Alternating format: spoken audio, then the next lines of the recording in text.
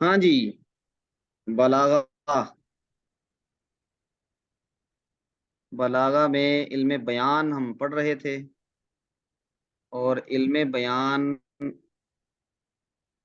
میں ہم نے شروع کیا تھا جو فصل اول ہے تشبیہ کو.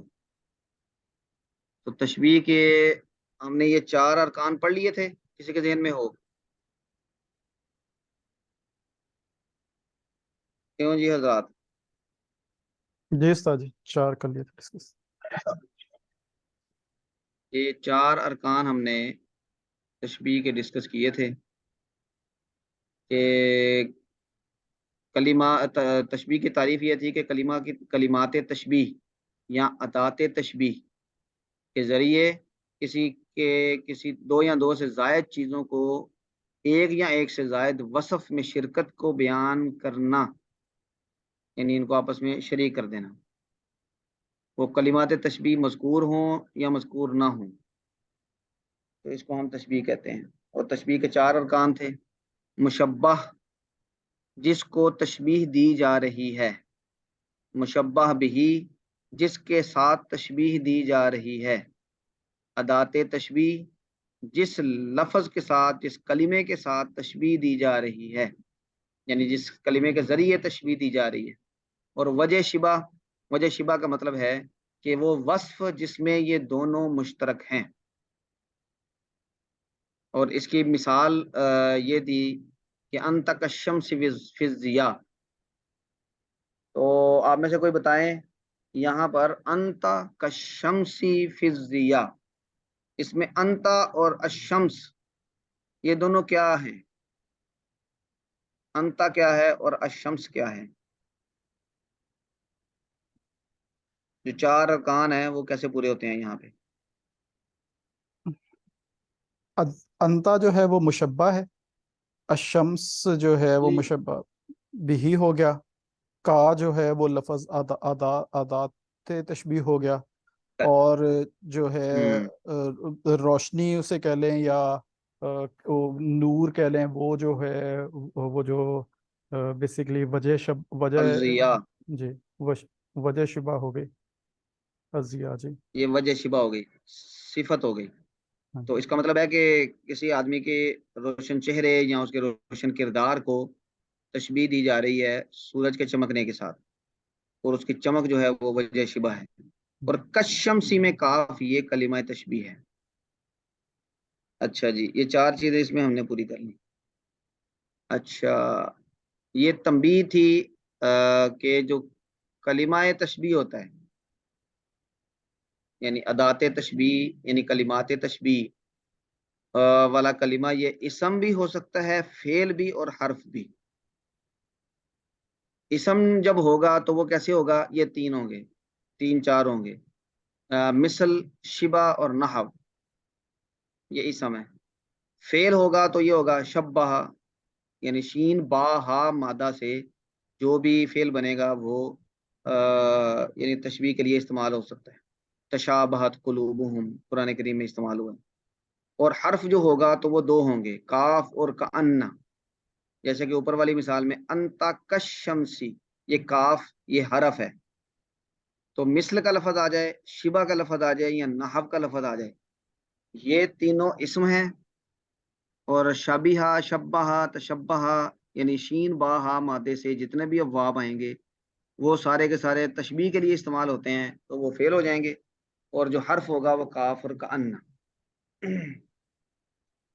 تو آگے انہوں نے کاف اور کأن، کیونکہ ان کا بہت زیادہ استعمال ہوتا ہے، جو ان میں زیادہ استعمال ہوتے ہیں وہ کاف اور کأن ہے، اور اسی طرح مثل ہے، یہ زیادہ استعمال ہوتے ہیں کلام کے اندر.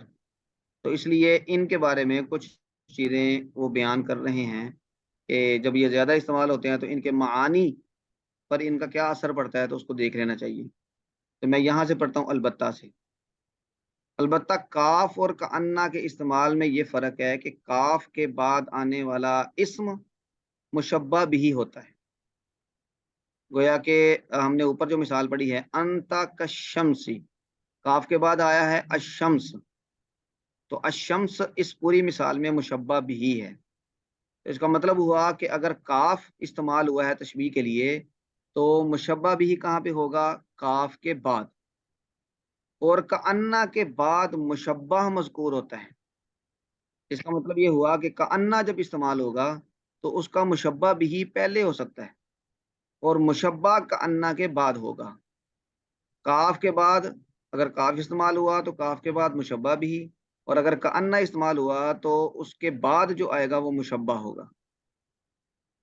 مشبہ بھی کأنہ کی خبر کے طور پر لایا جا سکتا ہے. جیسے یہ مثال اب آگے، زید کل اسدی. اب زید یہاں پہ مشبہ ہے، الاسد یہ مشبہ بھی ہے، اور یہ کاف استعمال ہوا تو کاف کے بعد یہ الاسد مشبہ بھی آیا.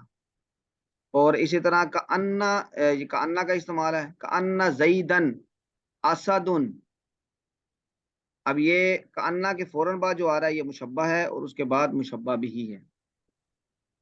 دونوں مثالوں میں زید مشبہ اور اسد مشبہ بھی ہے، مگر پہلی میں ادات تشبیہ کاف کے بعد الاسد مذکور ہے جو کہ مشبہ بھی ہے، اور دوسرے میں ادات تشبیہ کأنہ کے بعد زید ہے جو کہ مشبہ ہے. دوسری بات کیا ہے کہ کأنہ تشبیہ کے معنی اسی وقت دیتا ہے جبکہ اس کی خبر جامد ہو، اس میں جامد ہو. ہاں جی، یہ اس میں جامد کیا ہوتا ہے اس میں مستحکم کا علم ہے، یعنی کہ بتائیں؟ جس سے اور الفاظ نہیں ڈرائیو کیے جا سکتے. جی جی. اسم کی 3 قسمیں ہم پڑھتے ہیں نا، اس میں جامد، اس میں مصدر اور اس میں مشتق.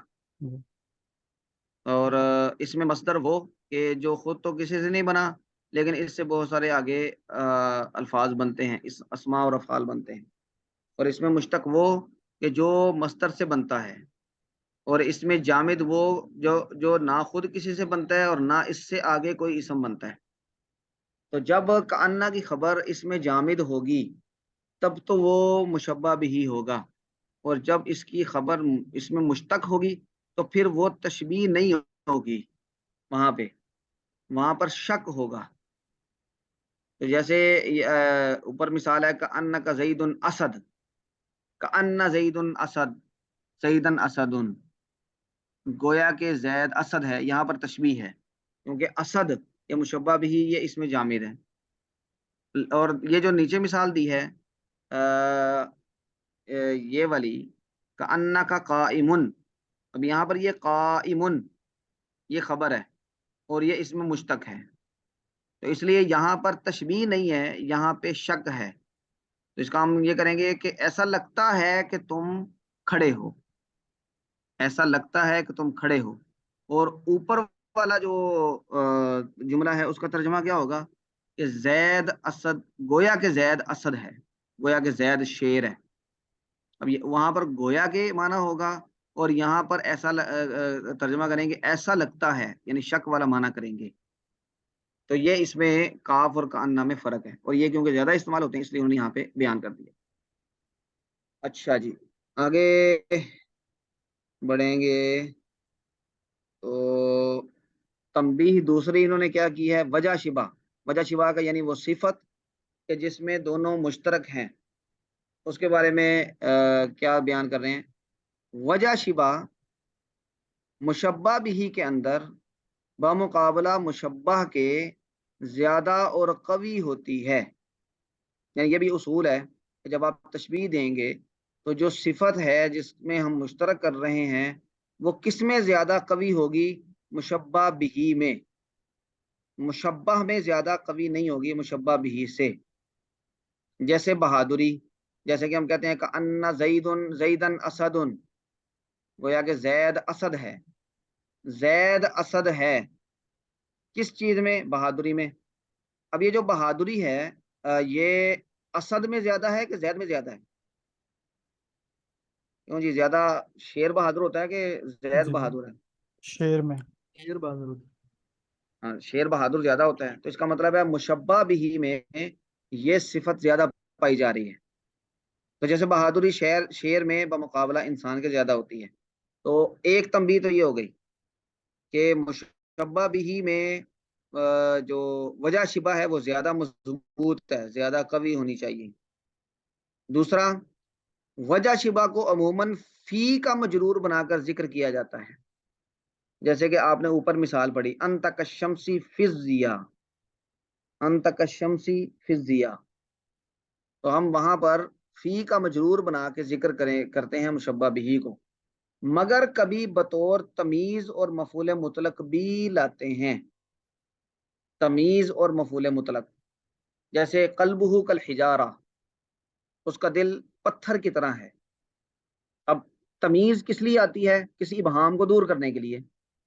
اب اگر اتنا ہی جملہ ہم پڑھیں قلبہ کالحجارہ، اس کا دل پتھر کی طرح ہے، تو اب یہاں پہ ابہام ہے کہ بھی پتھر کی طرح موٹا ہے، پتھر کی طرح مضبوط ہے، پتھر کی طرح سخت ہے، کس چیز میں پتھر کی طرح ہے؟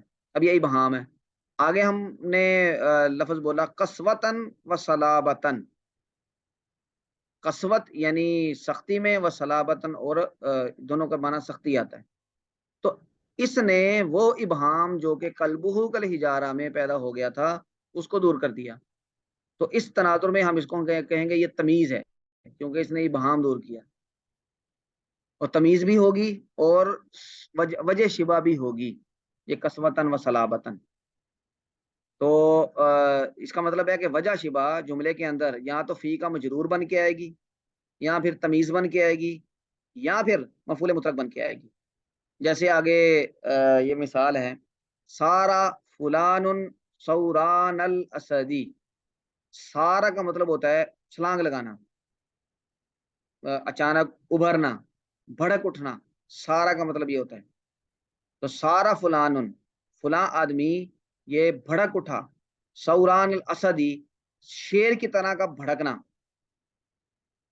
اب یہاں پر انہوں نے فلاں کو اسد کے ساتھ تشبیہ دی ہے، اور تشبیہ کی وجہ کیا ہے؟ وجہ شبہ کیا ہے؟ بھڑکنا۔ تو یہاں پر فی کا مجرور بن کے نہیں آیا، اور اسی طرح تمیز بھی بن کے نہیں آیا، بلکہ یہ مفعول مطلق بن کے آیا۔ مفعول مطلق کسے کہتے ہیں؟ آپ میں سے کوئی بتائیں مفعول مطلق کسے کہتے ہیں؟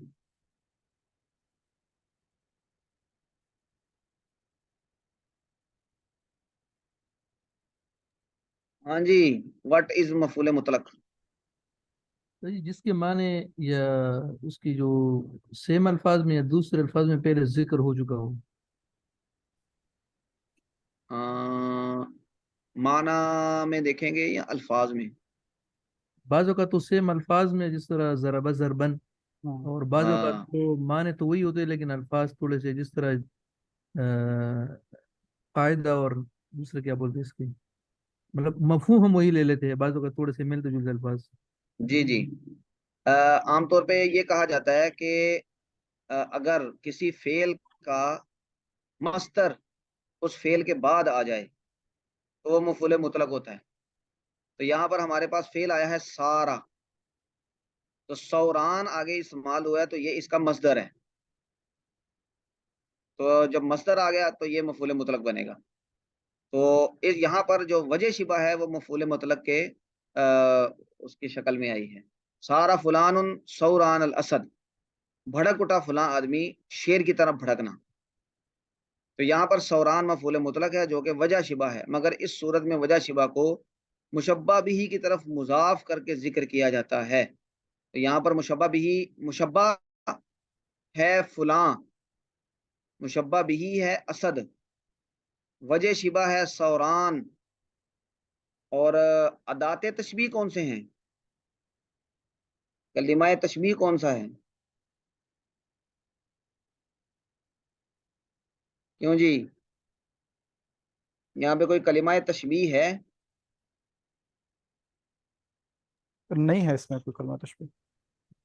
کلمہ تشبیہ نہیں ہے۔ ہم نے اوپر پڑھا کہ کلمہ تشبیہ مذکور بھی ہو سکتا ہے اور ملحوظ بھی ہو سکتا ہے۔ ملحوظ کا مطلب وہ لفظوں میں تو نہیں ہے لیکن معنی اس کا وہاں پہ موجود ہے۔ تو جی، ہم اس کو پورا جملہ اگر لکھیں، اس کو محذوف کو نکال کے، تو ہوگا سارا فلان کثوران الاسدی، کثوران الاسدی، یا مثل ثوران الاسدی۔ تو مثل اور کا تشبیہ والا یہ یہاں پہ ہم ملحوظ رکھیں گے، یعنی اس کا معنی اس میں شامل ہوگا۔ اچھا، یہ تو ہو گئی جو سٹرکچر ہے تشبیہ کا سٹرکچر، 4 اس کے ارکان ہیں، اس میں جو وجہ شبہ ہے اور ادات تشبیہ ہیں اس کے بارے میں کچھ وضاحت ہے۔ ادات تشبیہ فعل بھی ہو سکتا ہے، اسم بھی ہو سکتا ہے اور حرف بھی ہو سکتا ہے۔ حروف میں کاف اور کأنہ ہے، اور یہ دونوں کثرت استعمال کی وجہ سے زیادہ ڈسکس ہوتے ہیں، اور اسی وجہ سے انہوں نے ان کے درمیان فرق بتا دیا۔ اور وجہ شبہ کے بارے میں 2 تنبیہات ہیں۔ ایک وجہ شبہ یہ مشبہ بھی میں زیادہ قوی ہوتی ہے مشبہ کے مقابلے میں، اور دوسرا وجہ شبہ 3 طرح سے استعمال ہوتی ہے، فی کا مجرور بن کے، یا تمیز بن کے، یا مفعول مطلق کی شکل میں۔ اچھا جی، یہ جو سوالات میں نیچے امثلہ دی گئی ہیں،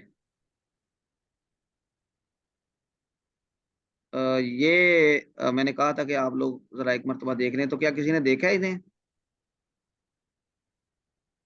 کیوں جی؟ قرآن پاک سے استاد جی آپ نے کہا تھا مثالیں دیکھنے میں، کاف کی اور کاننا کی۔ ہاں، قرآن کریم کی مثالیں وہ بھی دیکھتے ہیں، لیکن یہ والی مثالیں نظر سے نہیں گزری۔ نہیں یہ نہیں دیکھی۔ چلیں ایک جو آسان ہے اس کو ذرا دیکھ لیتے ہیں، یہ 2 نمبر پہ دیکھیں۔ انت کالبحر فی السماح والشمس علوا والبدر فی الاشراق۔ اب یہاں پہ انہوں نے انتا کسی کو تشبیہ دی ہے، اور اس میں 3 تشبیہات ہیں، تو آپ ذرا بتائیں کہ یہاں پہ مشبہ کون سا ہے؟ انتا۔ انتا مشبہ ہے، اور ادات تشبیہ کون سا ہے؟ کاف۔ کاف۔ اور مشبہ بھی کون سا ہے؟ اب یہ مشبہ بھی تو سارا ہی لگ رہا ہے آگے والا، بحری فی السماء والشمس علوا۔ ہاں جی، یہاں پر مشبہ بھی کتنی چیزیں ہیں؟ 3۔ البحری یہ مشبہ بھی ہے، اور اس کے ساتھ تشبیہ کس چیز میں ہے؟ سما سماحہ میں۔ جی۔ سماحہ کا مطلب وسعت میں، سماحہ ویسے کہتے ہیں سخاوت کو، تو جو بحر ہے وہ بھی کیونکہ بہت وسیع ہوتا ہے اور اس میں بڑی گنجائش ہوتی ہے، تو وسعت میں بیان کی وجہ شبہ یہ بیان کی، اور یہ فی کے ساتھ استعمال ہوئی۔ اور دوسری تشبیہ وجہ مشبہ بھی کون سا؟ الشمسی، انت کالشمسی علوا، یہاں پر الشمس یہ مشبہ بھی ہے، اور وجہ شبہ کیا ہے؟ علوون۔ علوا بلندی، اور ادات تشبیہ ہے کوئی؟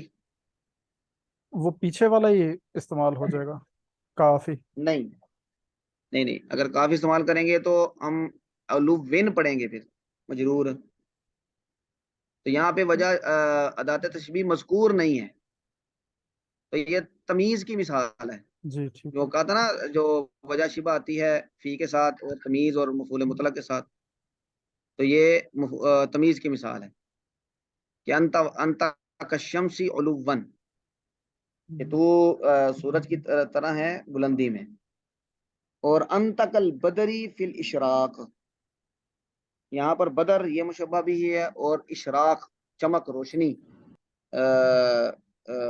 یہ گویا کہ وجہ شبہ ہے۔ اچھا جی، چلیں۔ اچھا، آپ میں سے کسی نے وہ قرآن کریم کی مثالیں نکالی ہیں؟ کیوں جی؟ جی استاد جی کچھ نکالی ہیں جی۔ باقی لوگوں نے؟ مولانا شاہ ولی صاحب جی جی، وہ 1 2 آپ نے نکالی قرآن؟ جی، نکالی جی۔ اچھا، اور مولانا انعام روف صاحب آپ نے کوئی قرآن کریم سے تشبیہ کی مثالیں؟ یا طیبہ آپ نے نکالی ہیں کچھ مثالیں؟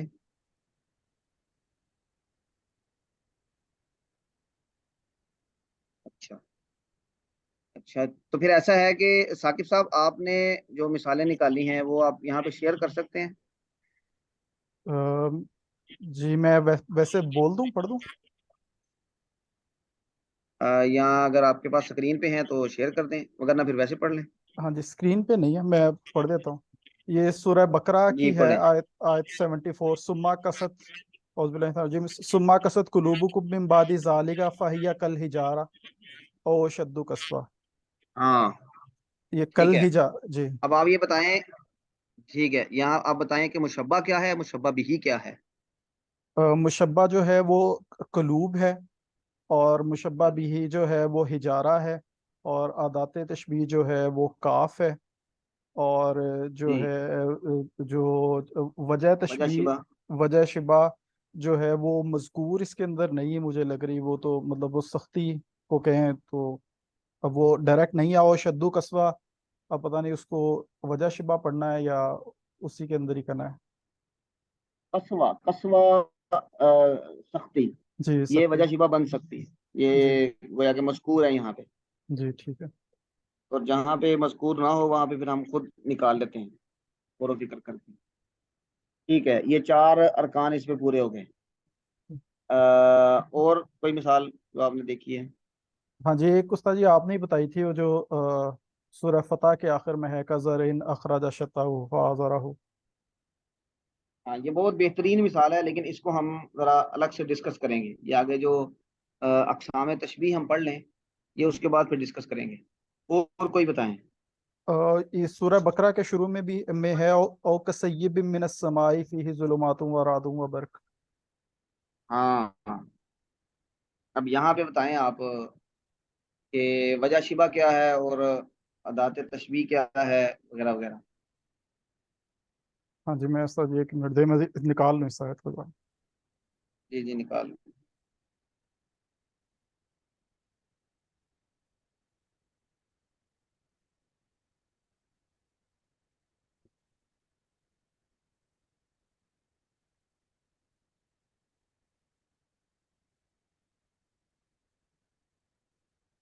جی اس کا ترجمہ ہے کہ او کصیب من السماء، یا آسمان کی بارش جس میں ہو، فیہ ظلمات و رعد و برق جس میں اندھیرے ہوں، اور گرج چمک ہو اور بجلی ہو۔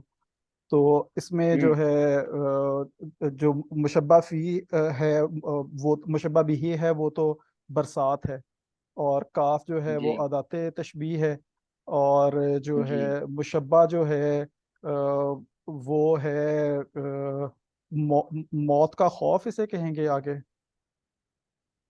جس سے وہ کر۔ نہیں، مشبہ بھی، مشبہ کون ہے مشبہ؟ یہ موت کا خوف وغیرہ یہ تو وجہ شبہ بن سکتے ہیں، مشبہ کیا ہے؟ مشبہ نہیں سمجھ آ رہا اس میں کیا بنے گا۔ ایک منٹ ذرا، میں یہ آیت نکالتا ہوں 19ویں پھر آیت ہم ہے اس کو سورہ دیکھ بقرہ کی جی۔ جی جی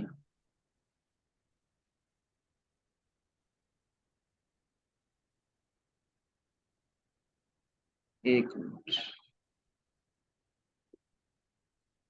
یہ اس آیت سے پیچھے مضمون کون سا چل رہا ہے قرآن کریم میں؟